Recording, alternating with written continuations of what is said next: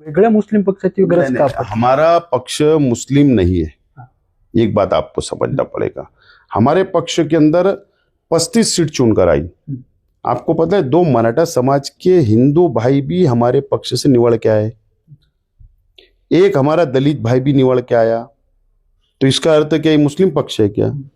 मालेगांव में बताओ ना, एमआईएम पक्ष के कौन सा एक दलित भाई आया क्या, या एक हिंदू भाई आया क्या? नाही। जे एकंदरीत असं तुम्हाला म्हणायचं की जो पक्ष आहे तो महानगरपालिकेत ज्या ठिकाणी भाजपने एक हाती सत्ता मिळवलेली आहे, मात्र महाराष्ट्रातील आता काही महानगरपालिकांमध्ये मोठा सत्ता संघर्ष पाहायला मिळतोय। महापौर पदासाठी मोठी रस्सीखेच देखील पाहायला मिळते। त्यातील सर्वात पहिलं नाव येते आणि सर्वात चर्चा असलेलं शहराचं नाव म्हणजे आता मालेगाव महानगरपालिकेत देखील आता महापौर पदासाठी मोठी रस्सीखेच पाहायला मिळते। या ठिकाणी इस्लाम पक्ष आणि समाजवादी पक्ष या दोन्ही पक्षांनी मिळून जवळपास 41 जागा मिळवल्यात। त्यांना बहुमतासाठी 43 जागांची आवश्यकता असतानाच मात्र आता या ठिकाणी एक अभद्र युती म्हणजेच अपारंपरिक युती पाहायला मिळाली आहे। ती युती म्हणजे काँग्रेस आणि भाजपची। त्या ठिकाणी काँग्रेसचे 3 तर भाजपचे 2 असे 5 नगरसेवक एकत्र येऊन त्यांनी भारत विकास आघाडीची या ठिकाणी स्थापना केली होती। मात्र काही कारणास्तव आता ते आघाडी फुटलेली असं देखील कळते। मात्र या सर्व गोष्टीमध्ये आता एक महत्वाचा हे समोर येतोय, तो म्हणजे या ठिकाणचा इस्लाम पक्ष, जो की फक्त आतापर्यंत मालेगाव या शहरापुरता स्थित राहिलेला आहे। मात्र आत्ताच निवडणूक झालेल्या महानगरपालिकेत या पक्षानं मोठी मुसंडी या ठिकाणी मारलेली आहे। 20 ऑक्टोबर 2024 रोजी या ठिकाणचे माजी आमदार आसिफ शेख आणि त्यांचे वडील जे की माजी आमदार होते रशीद शेख यांनी या पक्षाची स्थापना केली। माझ्यासोबत स्वतः माजी आमदार आसिफ शेख आहेत, त्यांच्याशी आपण चर्चा करणार आहोत। प्रथम तुमचं खूप खूप स्वागत बखरल्यामध्ये। काय सांगाल, पक्ष नवीन स्थापन केलाय, सध्या मालेगाव पुरताच आहे, नेमकी गरज का वाटली या पक्ष स्थापन करण्याची? मेरे पिताजी और हम सब 40 वर्ष हमारा परिवार, हमारे कार्यकर्ता, प्रमुख पदाधिकारी कांग्रेस पार्टी में। उसके बाद हम रिजाइन करके राजीनामा देकर राष्ट्रवादी कांग्रेस पक्ष में प्रवेश किया था। लेकिन राष्ट्रवादी कांग्रेस पार्टी के अंदर जो फूट हो गई थी, 2 गठ हो गए थे, तो इस कारण से फिर हमने हमारा पक्ष स्थापन किया, हमारा पक्ष बनाया और वो पक्ष के माध्यम से विधानसभा में मैंने इलेक्शन लड़ा, इसी पक्ष के सिंबल पर, इसी नाम पर। और मैं 162 वोट से मैं इलेक्शन हार गया, पराभव स्वीकार। उसी पक्ष को हमने आगे बढ़ाया और अभी महानगर पालिका के अंदर हमने 46 से सीट लाया था, ओनली 46 सीट लाया, और हमारा 35 इस्लाम पार्टी का चुन कर आया। तो ये जो चुन कर आया है तो ये कोई हवा में नहीं, हमारा जो योगदान ये शहर को है, हमारे कार्यकर्ता का जो संघर्ष है, जो जनता के बीच में हम काम करते हैं, जो गरीबों के हमने समस्याएं छुड़ाते, तो इस कारण से हमारा 35 सीट चुनकर आया है। तो इसके अंदर नया पक्ष स्थापन करा गया है, तो उसका कारण है, उसका कारण यह है कि आज 2014 के बाद से, जब से केंद्र के अंदर भारतीय जनता पार्टी की सरकार आई, या राज्य के अंदर 2014 में भारतीय जनता पार्टी की सरकार आई, जो काले कायदे माइनॉरिटी अल्पसंख्यक समाज के खिलाफ में विरोध में जो बनाए जा रहे हैं, तो आज अगर आप देखेंगे तो पूरे देश में या राज्य के अंदर जो सेकुलर पक्ष है या जो पार्टियां हैं जो बोलती है कि हम हर समाज हर धर्म को साथ लेकर चलते, उनके लिए संघर्ष करते, लेकिन सिर्फ वो स्टेटमेंट रहता है, बातमियां बनते हैं, लेकिन प्रैक्टिकल जमीन पर समाज को उसका कोई लाभ नहीं मिलता। कायदे के खिलाफ कोई संघर्ष करता नहीं है और कायदे काले हमारे खिलाफ बनते जा रहे हैं अल्पसंख्यक समाज के ऊपर। तो अगर दूसरी पार्टी का झंडा उठाना है, फिर अगर हमने हमारा पक्ष स्थापन किया और अगर हम हमारे समाज की या अल्पसंख्यक या हिंदू मुस्लिम सबके लिए अगर आवाज उठा रहे हैं, हम सबको साथ लेकर चल रहे, तो उसके अंदर आपत्ति है ही नहीं। इसके लिए झंडा जब दूसरे का उठाना, तो हमने हमारा झंडा उठाया और हम लड़ेंगे।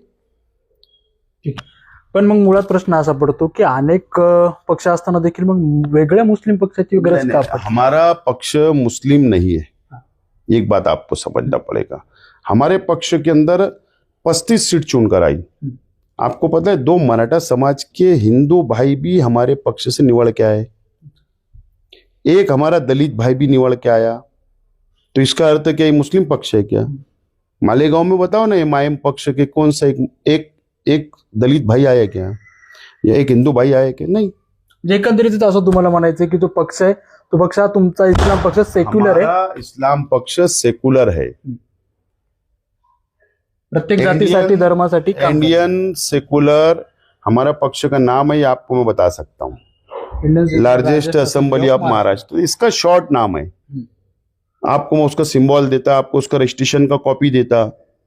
तो ये हमारा पक्ष सेकुलर पक्ष है, हमारी विचारधारा सेकुलर है, हम हर धर्म हर जाति के लोगों को साथ लेकर चलने वाला पक्ष है, और हमने इसको साबित किया। 3 हिंदू भाइयों को टिकट दिए, तीनों निवड़ के आए। तो इसका अर्थ क्या हुआ? तो हमारा पक्ष सेकुलर है। हाँ, शॉर्ट नाम इस्लाम है, जैसे राष्ट्रवादी कांग्रेस पार्टी का नाम एनसीपी शॉर्ट बोला जाता, या नवनिर्माण सेना का नाम मन से बोला जाता, या भारतीय जनता पार्टी का नाम बीजेपी बोला जाता। तो ये शॉर्ट नाम सब पक्ष का होता है, हमारा भी शॉर्ट नाम है।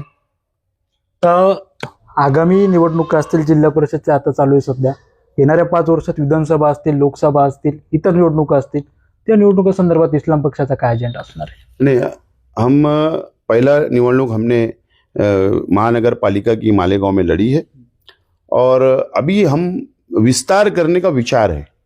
महापौर का निवडणूक खत्म होगा, उसके बाद हमारा संगठन के जो कार्यकर्ता, हमारे पद अधिकारी, हमारे फाउंडर मेंबर, हम बैठे, हमारी कार्यकारिणी बैठेगी, और उसके ऊपर विस्तार करने का 99% हमारा विचार है, लेकिन महापौर निवडणूक के बाद।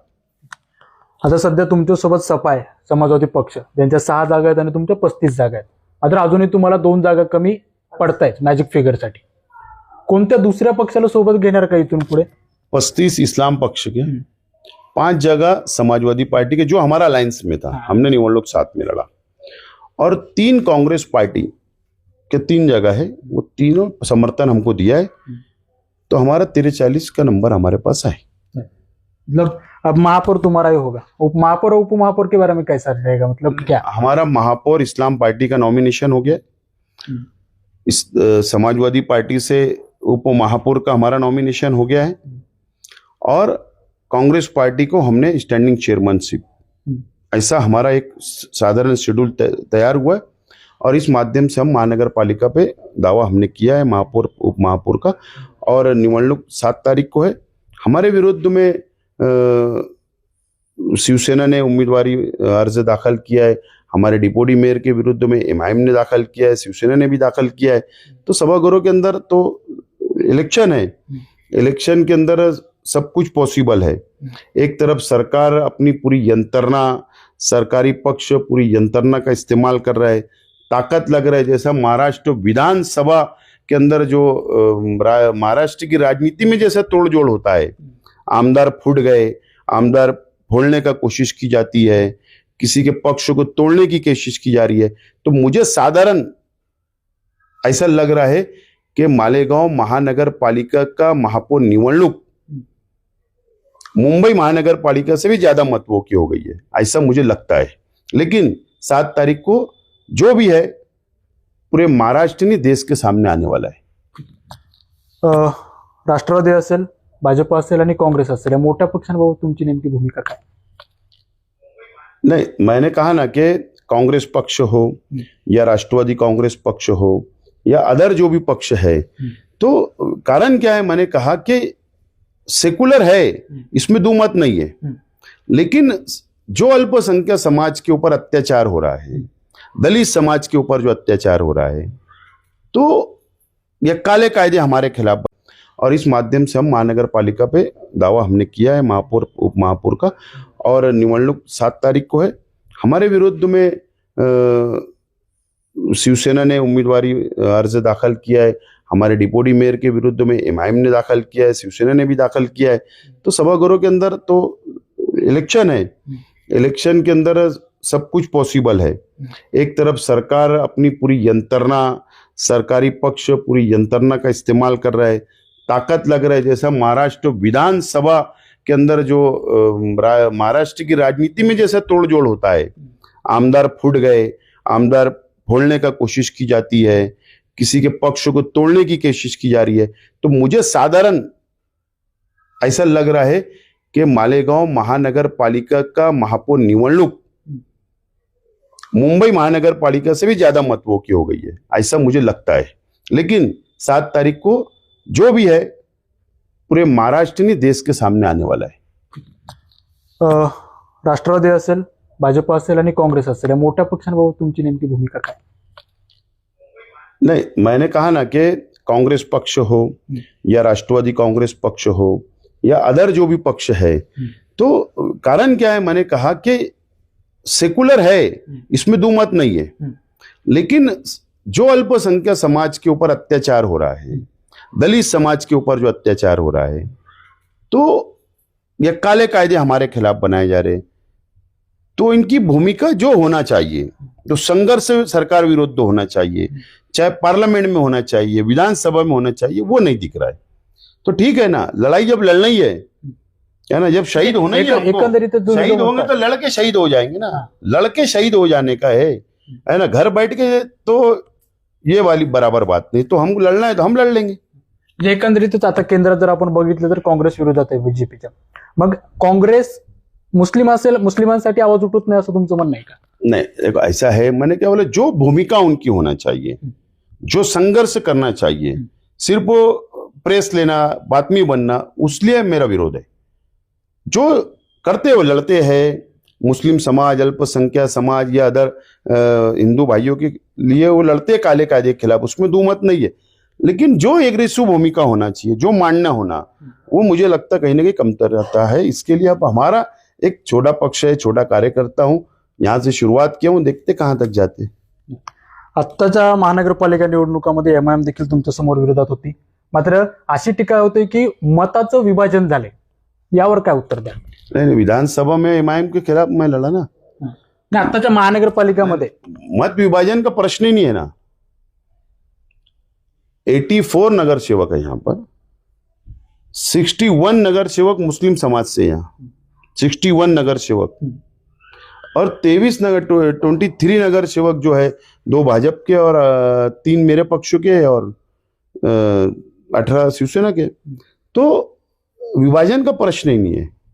मेरा संघर्ष एमआईएम से है 2014 पास से, 14, 19, 24 और अभी महापालिका में। तो मैं एक बात स्पष्ट करना चाहता हूं, आपके चैनल के माध्यम से स्पष्ट करना चाहता हूं कि जहां पर जिस शहर में जो चाहे मुंबई हो या अदर जो भी महाराष्ट्र के शहर हो या देश के जो भी शहर हो, वहां पर अगर नेतृत्व, अगर तगड़ा नेतृत्व होगा, ताकतवर नेतृत्व होगा, तो मेरा ऐसा व्यक्तिगत मानना है कि ना एमआईएम पक्ष हो या भारतीय जनता पार्टी हो, ये पक्षों को वहां पर मेरे जैसा जो यहाँ पर मैं नेतृत्व तगड़ा है, मजबूत था, तो हमने लड़ा, जीता। तो अगर दूसरे शहर के अंदर भी अगर वहां पर नेतृत्व तगड़ा मिलेगा, मजबूत नेतृत्व मिलेगा, तो मुझे नहीं लगता समाज की ये मानसिकता है, मुस्लिम समाज हो या दूसरे समाज की, क्या कोई जो बांटने की राजनीति करते हैं उनके साथ जाने की उनकी मानसिकता नहीं, उनको पर्याय नहीं है, उनको विकल्प नहीं है कि कहाँ जाना। तो ऑप्शन नहीं है ना, मैं ऑप्शन था, मुझे मत दिए।